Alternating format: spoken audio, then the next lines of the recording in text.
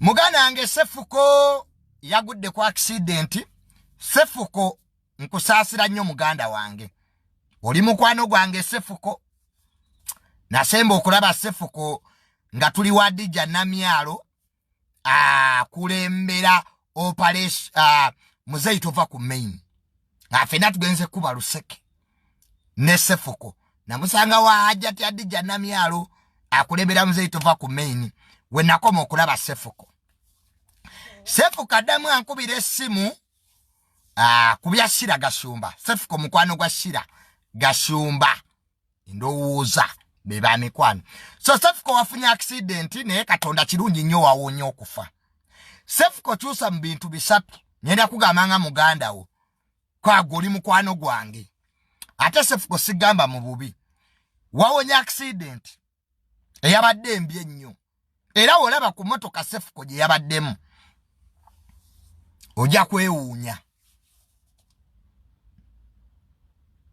Cephco lekera okukolera video ku malaalo. Cephco lekera okuzanyira maziika. Abafu baluluma. Accident gye wafunye.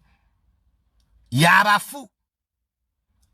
Wano wali mu kuzika kwa evidira gungo okola comedy.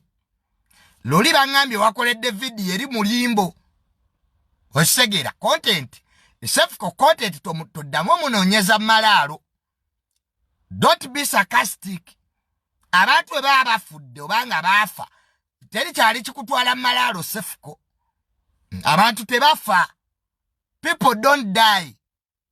So ebyo bikyuseemu. Otherwise womalo wona genda mu kyaki osabe. Banya abana ba TikTok munoonyeza nnyo content. Bangambye Cephco gwe video zikolera malaalo mbu agenda mulimbo.